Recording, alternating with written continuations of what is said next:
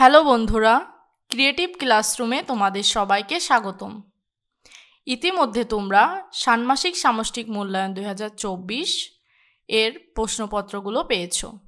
এই ভিডিওতে আমি হিন্দু ধর্ম শিক্ষা অষ্টম শ্রেণীর নমুনা নির্দেশিকা প্রশ্নের উত্তরগুলো দিয়ে দেব।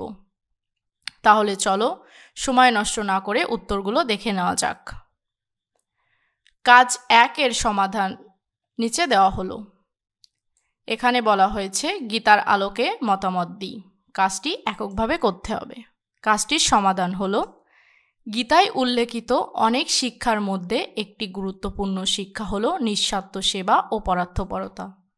গীতার 3.16 নং শ্লোকে বলা হয়েছে, কর্ম কেবল ইহজগতের জন্য নয়, পরলোকের জন্য হওয়া উচিত। এই শিক্ষা থেকে বোঝা যায় যে আমাদের কর্মে পরার্থপরতার গুরুত্ব রয়েছে। জন্মদিন উদযাপনের সময় আমার বন্ধুর জন্য কিছু করা মানে আমি আমার আনন্দ ও সাফল্য অন্যের সঙ্গে ভাগ করে নিচ্ছি।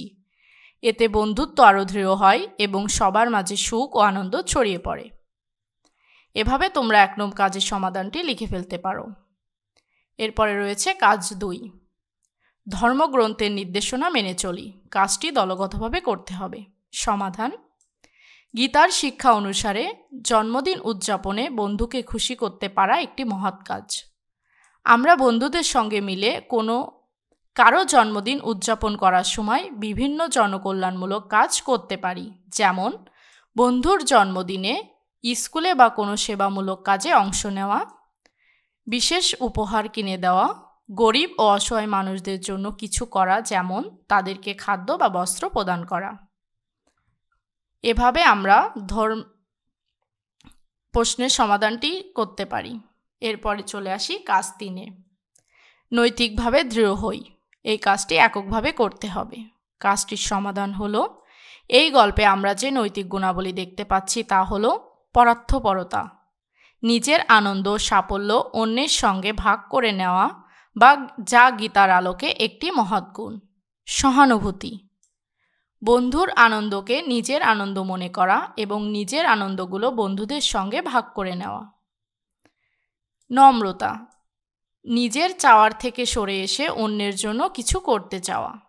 এরপর আসে ত্যাগ, নিজেই সবসময় ভালো কিছু উপভোগ না করে সেগুলো বন্ধুদের সাথে শেয়ার করা। এরপরে প্রশ্নে উল্লেখ ছিল যে নিজের একটি ব্যক্তিগত অভিজ্ঞতা লিখতে হবে। এখানে আমি ব্যক্তিগত অভিজ্ঞতায় দিয়েছি, একদিন শ্রেণীকক্ষে হঠাৎ লক্ষ্য করলাম আমার এক সহপাঠী খুব মন খারাপ করে বসে আছে। তখন আমি তার কাছে গেলাম এবং জিজ্ঞেস করলাম, তোমার কি হয়েছে? তখন সে বলল, একটু পর স্যার ক্লাসে এসে আমাদের সাপ্তাহিক মূল্যায়ন পরীক্ষা নেবেন, কিন্তু আমি আমার কলমটি হারিয়ে ফেলেছি। অনেকের কাছে চাইছি, কিন্তু তাদের কাছে অতিরিক্ত কলম নেই।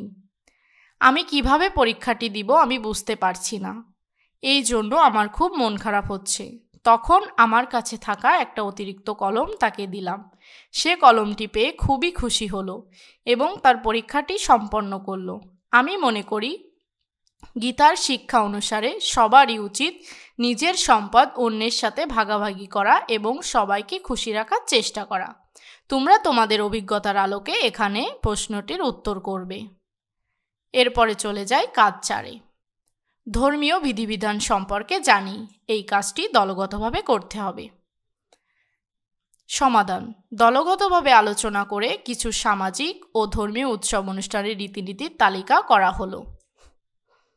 প্রথমে রয়েছে উৎসব অনুষ্ঠানের নাম এবং পরবর্তীতে উৎসব অনুষ্ঠানের রীতিনীতি। এক্ষেত্রে প্রথমে আমরা দিতে পারি দীপাবলি।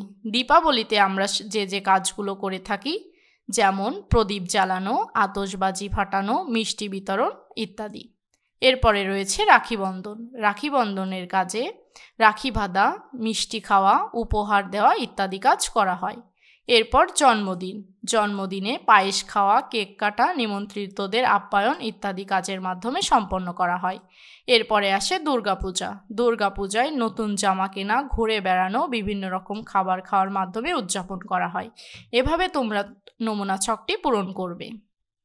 এরপরে সর্বশেষ কাজ 5, লিফলেট তৈরি করি। এটি দলগত এবং একক কাজ উভয়ভাবে করা যেতে পারে। সমাধান, লিফলেট তৈরি। জন্মদিন উদযাপনে আমরা যে যে জনকল্যাণমূলক উদ্যোগ নিতে পারি তা নিচে উল্লেখ করা হলো। জন্মদিন উদযাপনের ক্ষেত্রে আমরা সাধারণত পায়েস খেয়ে, কেক কেটে নিমন্ত্রিতদের আপ্যায়নের মাধ্যমে উদযাপন করে থাকি।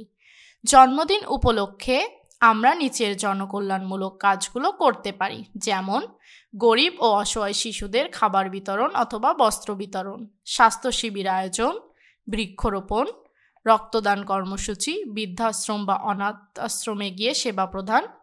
আমরা এই কাজগুলো করার মাধ্যমে আমাদের জন্মদিন আরও অর্থবহ ও স্মরণীয় করতে পারব। এখানে ধর্মীয় ভিত্তিস্বরূপ আমরা আরও লিখতে পারি, শ্রীমদ্ ভগবদ্ গীতার শিক্ষা অনুসারে আমাদের উচিত নিজের সুখ অন্যের সঙ্গে ভাগ করে নেওয়া। এতে আমাদের ভিতর পরার্থপরতা ও মানবিকতা ও নৈতিক গুণ বৃদ্ধি পায়। তাহলে আসুন আমরা সবাই মিলে আমাদের জন্মদিনকে আরও বিশেষ করে তোলার জন্য বিভিন্ন ধরনের জনকল্যাণমূলক কাজ করে সকল মানুষের পাশে থাকি। এভাবে তোমরা তোমাদের সকল কাজগুলোর সমাধান করতে পারবে। ধন্যবাদ সবাইকে। আরও বিভিন্ন প্রশ্নের উত্তর পেতে এখনই চ্যানেলটিকে সাবস্ক্রাইব করে রাখো।